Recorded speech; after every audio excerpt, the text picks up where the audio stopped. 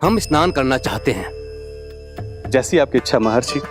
जब तक आप लोग लौटेंगे तब तक आपके सारे प्रबंध यहाँ हो चुके होंगे।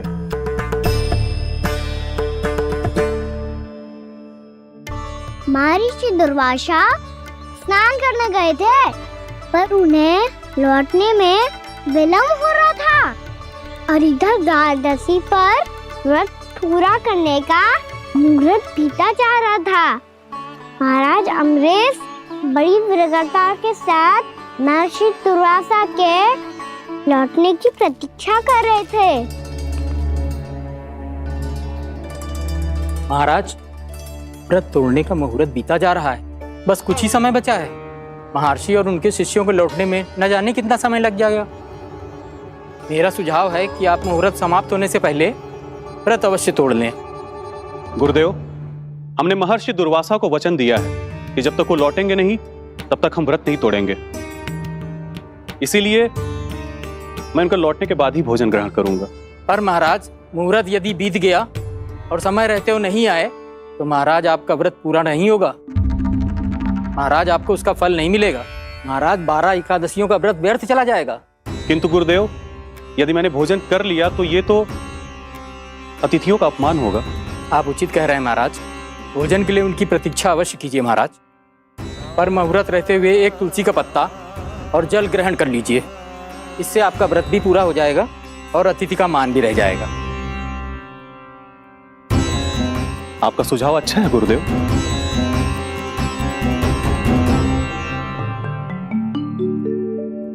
जैसे ही महाराज ने तुलसी का पत्ता खाया, वैसे ही महर्षि दुर्वासा लौट आए। महाराज,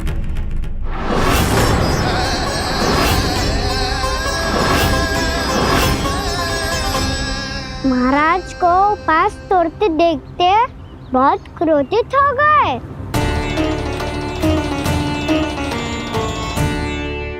बहुत बड़े भक्त हैं आप, परंतु आप ये नहीं जानते अपने अतिथियों के साथ कैसा व्यवहार करना चाहिए। आपने हमें साथ भोजन करने का वचन दिया था, पर अपना व्रत क्यों तोड़ा आपने? महर्षि, मैंने भोजन नहीं ग्रहण किया। कहीं मुहूर्त न निकल जाए, इस कारण मैंने एक तुलसी का पत्ता ग्रहण कर लिया। 56 भोग खाया हो या एक पत्ता, अपना व्रत तोड़कर अतिथियों का अपमान किया है, मेरा अपमान किया है। अब आपको दंड भोगना होगा ताकि आप सीख पाएं कि अतिथियों के साथ कैसा व्यवहार होना चाहिए। महर्षि, महर्षि, आप जो भी दंड मुझे देंगे मुझे स्वीकार है, किंतु आप क्रोधित मत होइए। क्रोध का कारण आपने दिया है महाराज। एक महर्षि का अपमान करके राक्षसी प्रवृत्ति का परिचय दिया है आपने।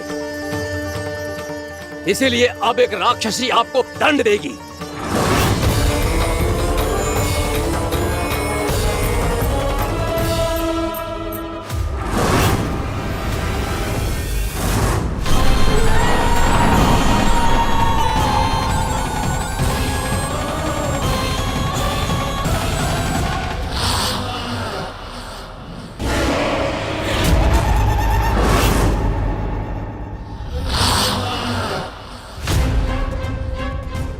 हे प्रभु, यदि मैंने सच में महर्षि का अपमान करने की भूल की हो तो मैं उसका परिणाम भोगने के लिए प्रस्तुत हूं।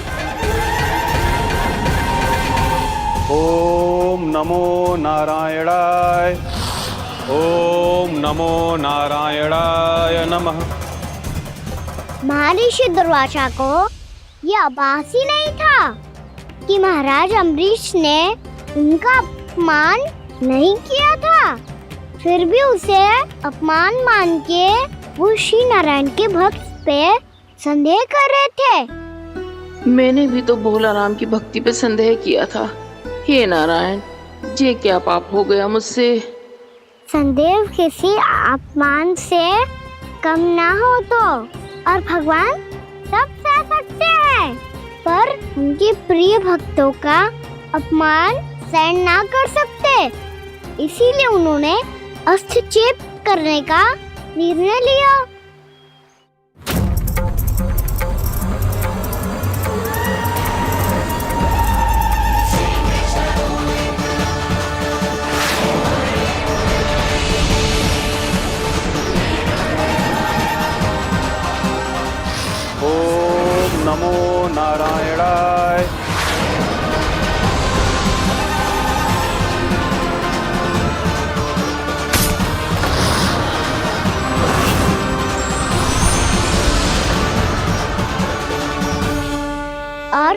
भगवान का वो सुदर्शन चक्र महर्षि दुर्वासा के पीछे पड़ गया।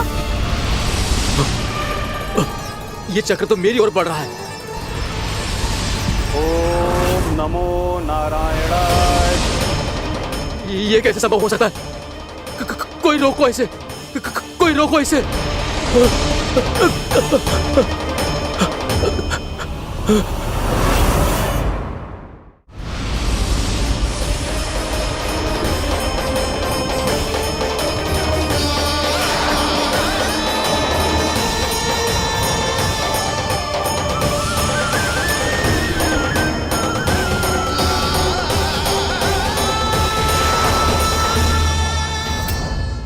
चक्र से अपने प्राण कैसे तैसे बचाते बचाते महर्षि दुर्वासा ब्रह्मलोक जा पहुँचे। ब्रह्मदेव रक्षा कीजिए, ब्रह्मदेव सहायता कीजिए, मुझे बचाइए ब्रह्मदेव, रक्षा कीजिए। ये सुदर्शन चक्र मेरे प्राणों के पीछे पड़ गया है, मुझे बचाइए ब्रह्मदेव, मुझे बचाइए। महर्षि, मैं चाहकर भी आपकी सहायता नहीं कर सकता।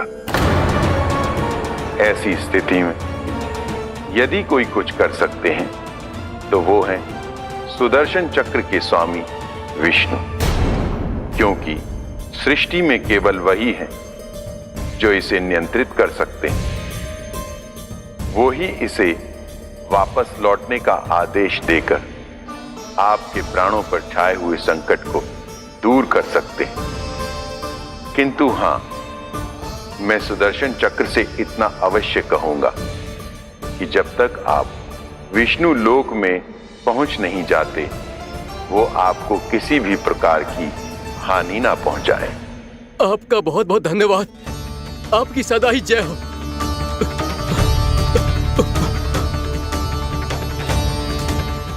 फिर क्या था?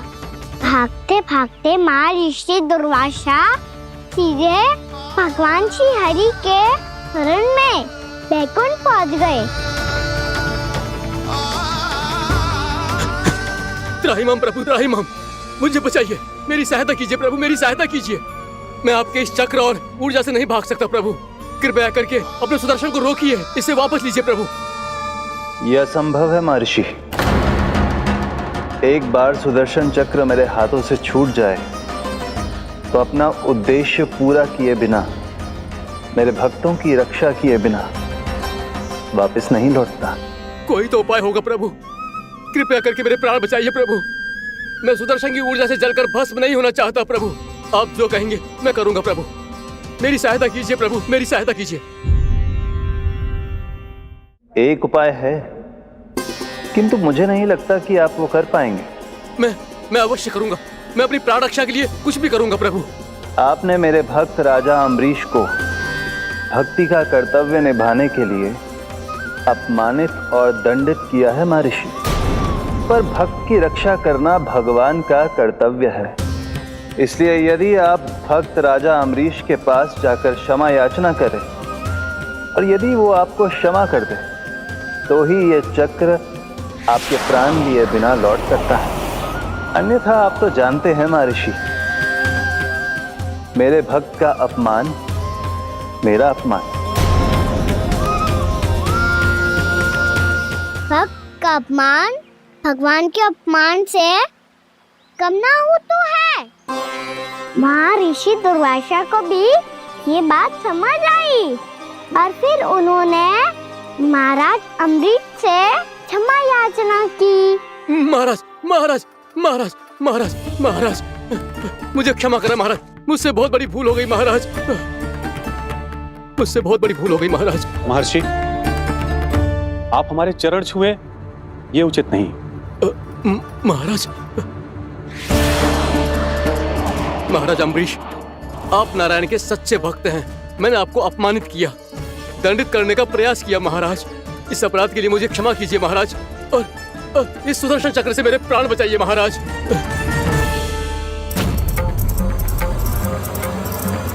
हे महान सुदर्शन, यदि महर्षि के लिए मेरे हृदय में अभी भी वही सम्मान और प्रेम हो जो इनके प्रथम आगमन पे था, तो कृपया आप अपने धाम वापस लौट जाइए।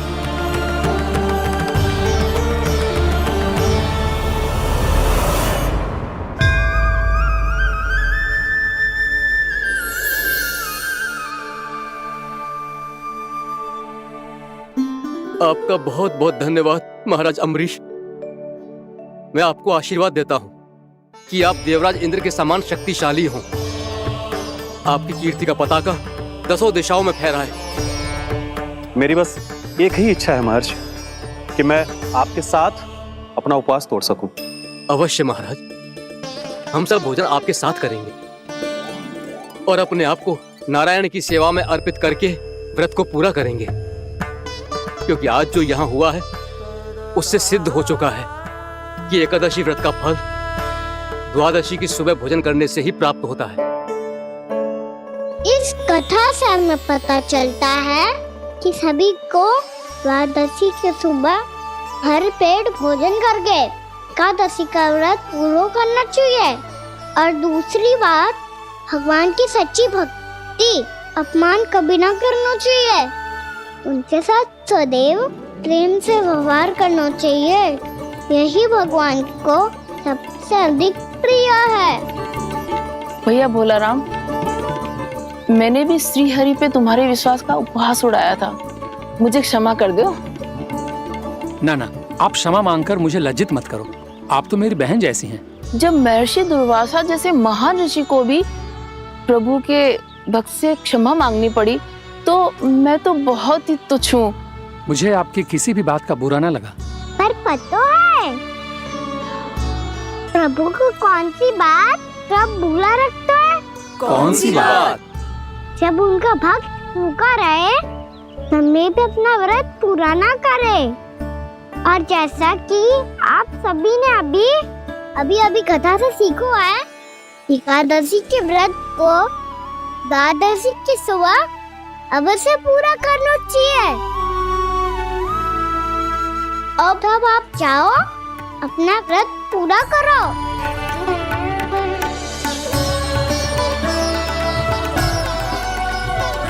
मैं आपके लिए जल लेके आती हूँ।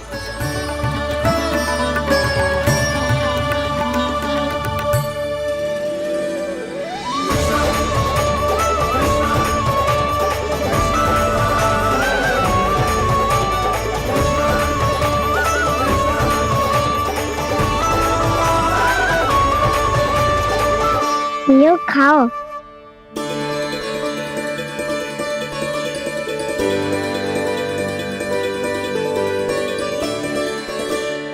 कान्हा,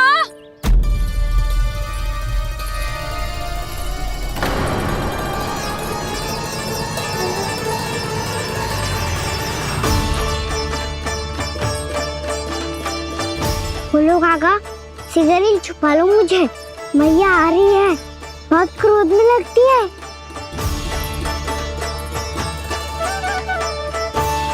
आज तो बहुत दंड मिलेगा।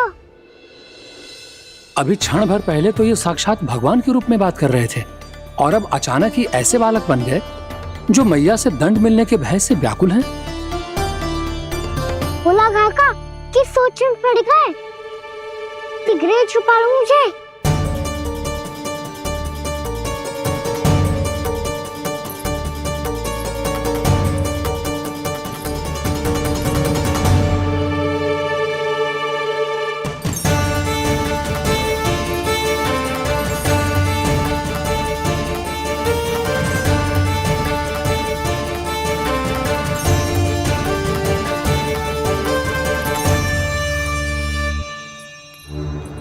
भोलानाथ जी, कान्हा को देखो है क्या?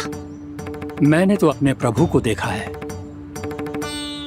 मैं अपने लल्ला को ढूंढ रही हूँ, उसे देखो है आपने? वही तो मैं भी कह रहा हूँ जसोदा रानी, मैंने सिर्फ और सिर्फ अपने प्रभु को देखा है। आवश्यक है आपको यह आभास होना कि उस विष्णु अवतार को पराजित करने के लिए आपके साधारण योद्धाओं में वो सामर्थ्य नहीं है। वो विष्णु अवतार कुछ अधिक ही असाधारण है।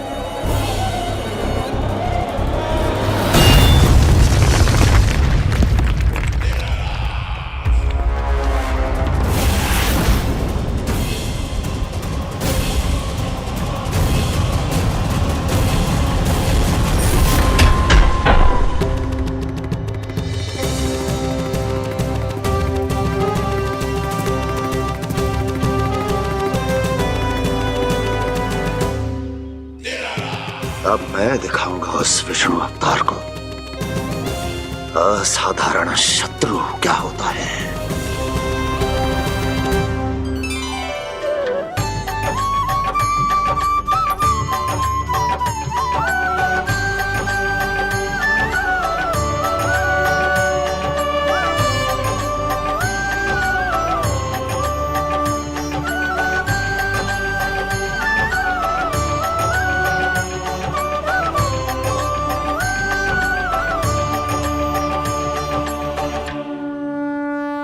मामा अधीर हो रहे हैं, पर मैया ने मुझे अभी तक बाहर जाने की आज्ञा नहीं दी है। अभी उन्हें किसी और राक्षस को यहाँ भेजने से रोकने के लिए मुझे ही कुछ करना होगा।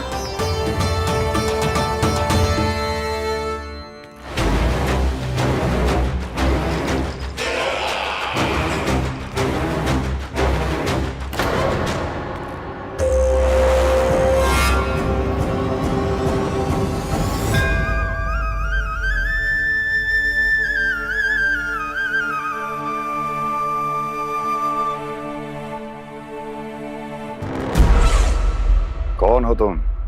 बचपन से ही मुझे मारने का सपना देख रहे हैं, फिर मुझे ही नहीं पहचानते।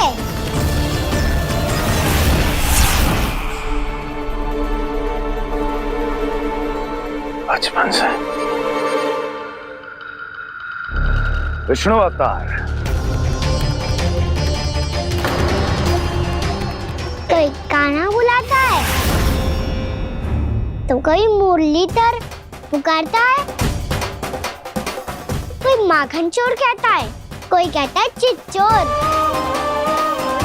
पर विष्णु अवतार इस नाम से तो बस आप ही मुझे बुलाते हो मामा जी। इतना साहस, ये तो यहाँ आ गया है।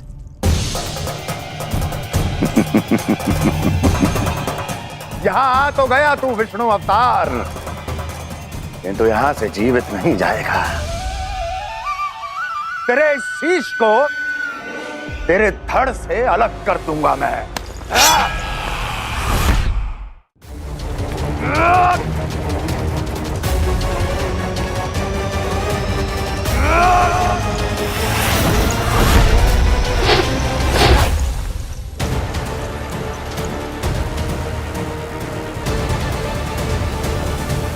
वहाँ कहाँ देख रहे हो मामा जी?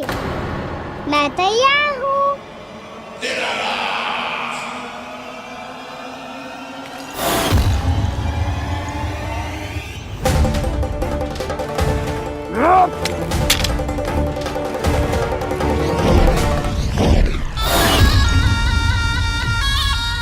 मामा जी, आप सदैव इसी तरह क्रोध में रहते हो क्या?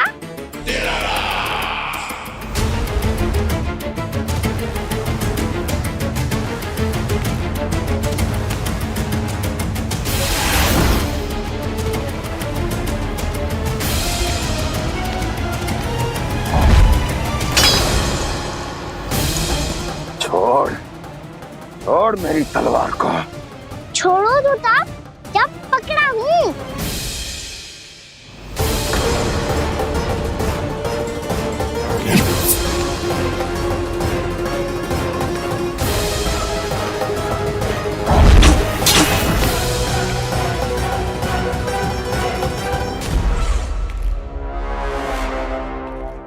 मामा जी,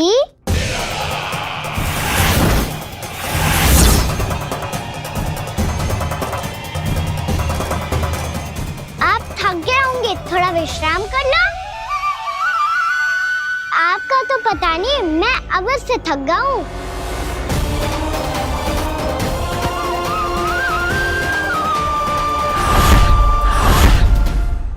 मेरे सिंहासन पर बैठने का तो साहस। अभी तो बस अभ्यास कर रहा था मामा जी, भविष्य में मुझे तो बैठना है यहाँ।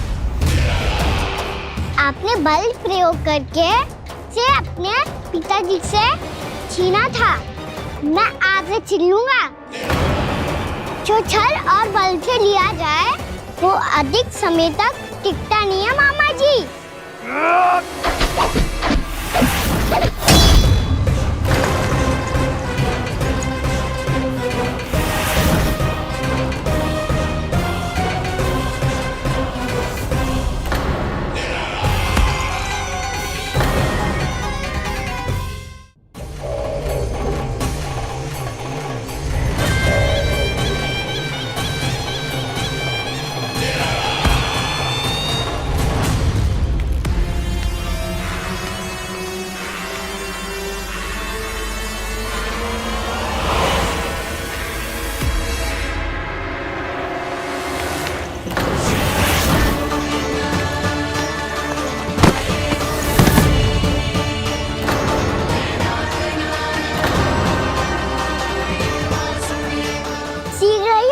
मुझे सिंहासन छोड़ना होगा।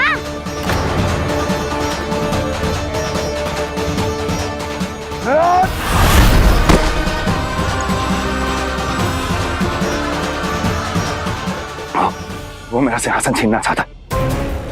वो आ रहा है, वो आ रहा है। सैनिकों, दुर्जन, बंद कर दो सभी द्वार और झरोखे, सब के सब। इसकी हर संभावना पर इतना कड़ा पहरा बिठा दो कि ना तो कोई महल के भीतर आ सके, ना कोई बाहर जा सके। मुझे महल की चप्पे चप्पे की सूचना चाहिए। जाओ।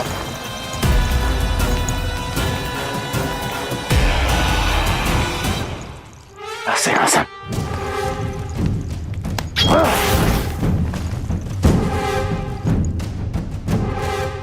अब आ, दुष्ट मायावी, ए छलिया विष्णु अवतार, मैं कंस तेरी प्रतीक्षा कर रहा हूं। आ, देखता हूं मेरे सिंहासन पर कैसे बैठता है तू। आ, मुझे तो बस कुछ समय चाहिए था, वो मिल गया। अब करते रहिए आप प्रतीक्षा।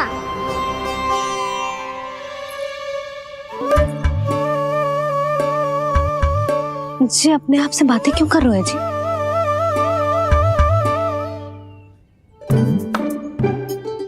आप मुस्कुरा क्यों रहे हो? ना कछु ना।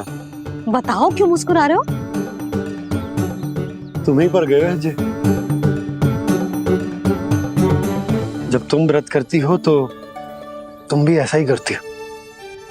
इसी प्रकार भूख अधिक लगने पर अपना ध्यान भटकाने के लिए स्वयं से ही बड़बड़ाती रहती। होगा।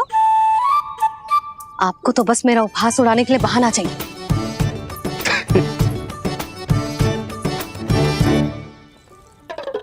लल्ला, भूख लगी है? ना मैया, व्रत करे तो भूख कैसे लगेगी?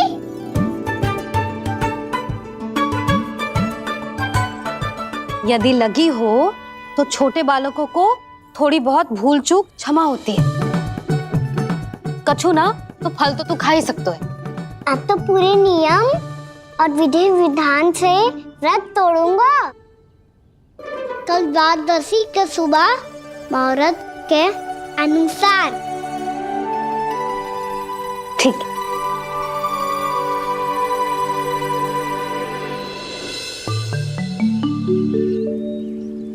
लल्ला, एकादशी समाप्त हो गई है, द्वादशी लग गई है। अब तू व्रत तोड़ सकते है। भोजन कर ले। ले।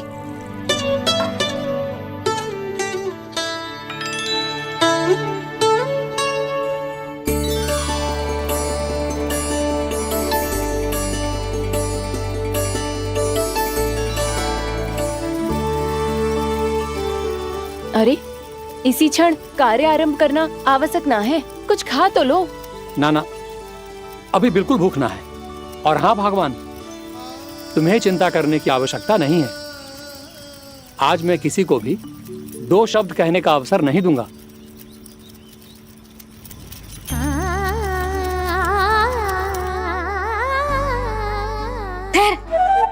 मैं तेरे लिए मट्ठा लेके आती हूँ।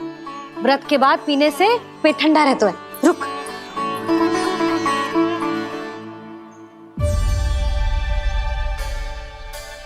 भक्तों ने अभी तक व्रत नहीं तोड़ा है, मैं कैसे तोड़ लूं? भूख कहाँ से होगी? श्री हरि नाम से पेट तो भर लेते हो। श्री हरि, श्री हरि, श्री हरि।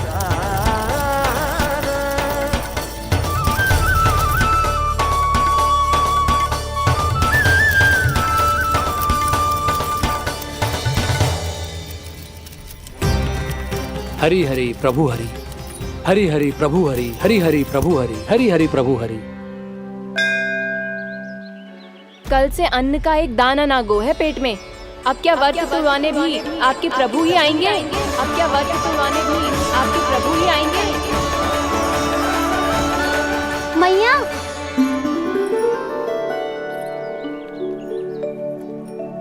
मैया पहले व्रत तोड़ के कछु खा तो लो। अभी ना, लौट के आने के बाद। हाँ,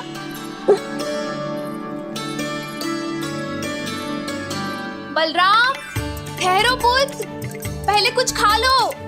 व्रत तोड़ना आवश्यक होता है। मैया ने एकादशी का महत्व बताया। लगता है मुझे सबको द्वादशी पर व्रत तोड़ने समाप्त करने का महत्व बताना होगा। हरि हरि हरि हरि हरि मेरे हरि।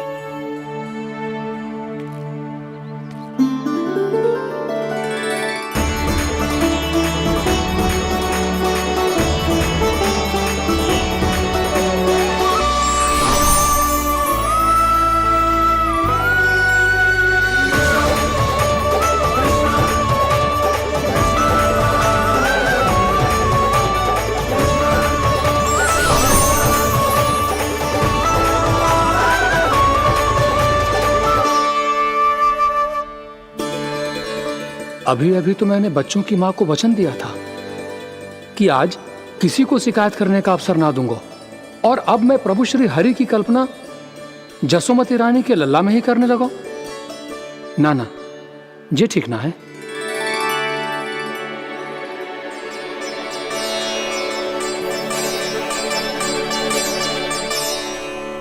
ठीक ही तो है, बिल्कुल सही पहचाना है आपने। बड़े तो बड़े, अब तो बालक भी हमारा उपहास उड़ाने लगे। मैं आपका उपहास नहीं उड़ाने आया, मैं तो आपके एकादशी के व्रत को पूरा कराने आया हूँ।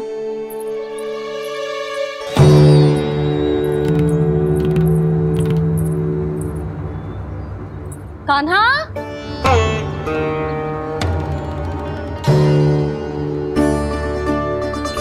तो ये रे आपकी छड़ी और ये रे मेरी पीठ। सेक देना ताकत तोड़। आज तो इसकी पीठ सेक के रहूंगी मैं। मैया घर पे भूखी मुझे ढूंढ रही होगी। लो, आज द्वादशी के दिन पहले प्रहर में भोजन करके अपना एकादशी का व्रत पूरा करो आप। धन्यवाद राजकुमार, पर अभी हमें भूख नहीं है। बहुत सारा काम पड़ा है, और अभी थोड़ी ही देर में शंकरी बहन भी अपनी मटकी लेने आती होंगी।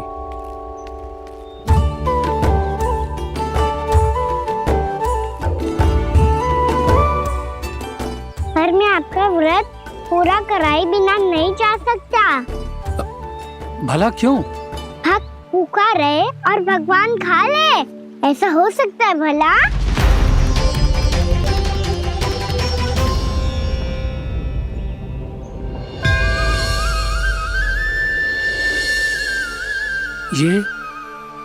ये कैसा भ्रम हो रहा है मुझे लगता है अपना काम करना चाहिए। द्वादशी के पहले प्रहर में व्रत पूरा करना बहुत आवश्यक होता है। ना तो एकादशी का व्रत भी पूरा ना मानो जातो। इतनी सारी ज्ञान की बातें तुम्हें कैसे पता है लल्ला?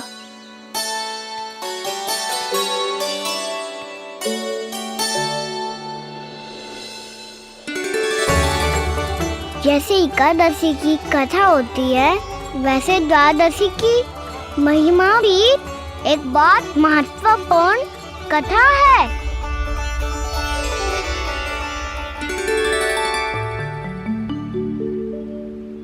कैसी कथा?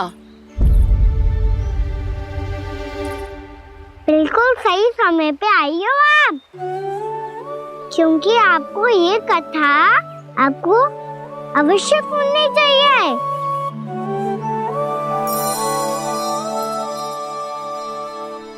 मुझे क्यों? पहले सुन तो लिया, फिर स्वयं ही पता चल जाएगा। बहुत समय पहले एक राजा हुआ करते थे, राजा अम्बरीश। भगवान श्री हरि के बहुत बड़े भक्त थे। ओम नमो नारायणाय। ओम नमो नारायणाय।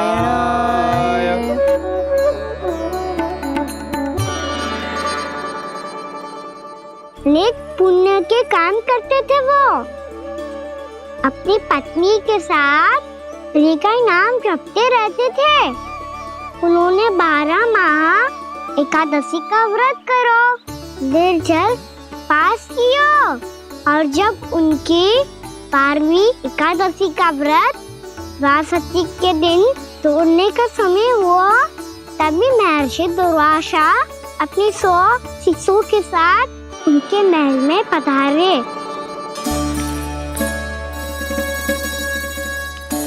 प्रणाम स्वीकार करें महर्षि। आप जैसे महान ऋषि मेरे राज्यसभा में आए, वो भी ऐसे अवसर पर जब मैं और मेरी पत्नी निरंतर 12 एकादशियों के बाद अंतिम एकादशी का व्रत तोड़ेंगे।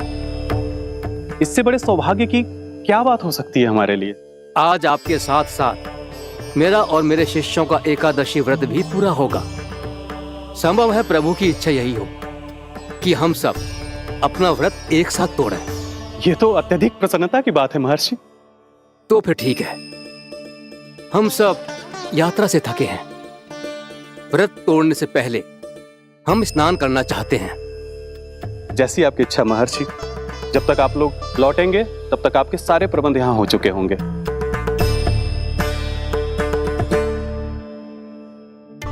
महर्षि दुर्वासा स्नान करने गए थे, पर उन्हें लौटने में विलंब हो रहा था, और इधर द्वादशी पर व्रत पूरा करने का मुहूर्त बीता जा रहा था।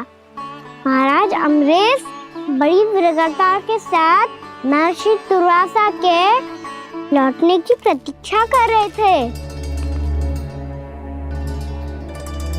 महाराज, व्रत तोड़ने का मुहूर्त बीता जा रहा है, बस कुछ ही समय बचा है। महर्षि और उनके शिष्यों को लौटने में न जाने कितना समय लग जाएगा। मेरा सुझाव है कि आप मुहूर्त समाप्त होने से पहले व्रत अवश्य तोड़ लें। गुरुदेव, हमने महर्षि दुर्वासा को वचन दिया है कि जब तक वो लौटेंगे नहीं तब तक हम व्रत नहीं तोड़ेंगे। इसीलिए मैं उनका लौटने के बाद ही भोजन ग्रहण करूंगा। पर महाराज, मुहूर्त यदि बीत गया और समय रहते हो नहीं आए तो महाराज आपका व्रत पूरा नहीं होगा। महाराज, आपको उसका फल नहीं मिलेगा। महाराज, 12 एकादशियों का व्रत व्यर्थ चला जाएगा। किंतु गुरुदेव, यदि मैंने भोजन कर लिया तो ये तो अतिथियों का अपमान होगा। आप उचित कह रहे हैं महाराज, भोजन के लिए उनकी प्रतीक्षा अवश्य कीजिए महाराज।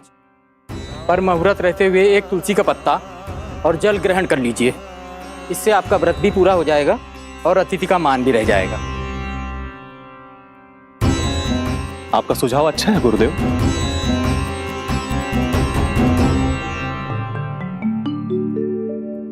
जैसे ही महाराज ने तुलसी का पत्ता खाया, वैसे ही महर्षि दुर्वासा लौट आए। महाराज,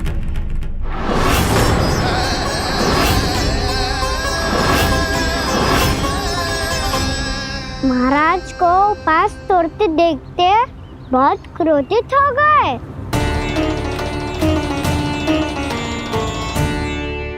बहुत बड़े भक्त हैं आप, परंतु आप ये नहीं जानते अपने अतिथियों के साथ कैसा व्यवहार करना चाहिए। आपने हमें साथ भोजन करने का वचन दिया था, पर अपना व्रत क्यों तोड़ा आपने? महर्षि, मैंने भोजन नहीं ग्रहण किया।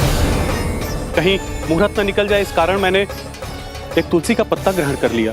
56 भोग खाया हो या एक पत्ता, अपना व्रत तोड़कर अतिथियों का अपमान किया है, मेरा अपमान किया है। अब आपको दंड भोगना होगा ताकि आप सीख पाएं कि अतिथियों के साथ कैसा व्यवहार होना चाहिए। महर्षि, आप जो भी दंड मुझे देंगे मुझे स्वीकार है, किंतु आप क्रोधित मत होइए। क्रोध का कारण आपने दिया है महाराज। एक महर्षि का अपमान करके राक्षसी प्रवृत्ति का परिचय दिया है आपने। इसीलिए अब एक राक्षसी आपको दंड देगी।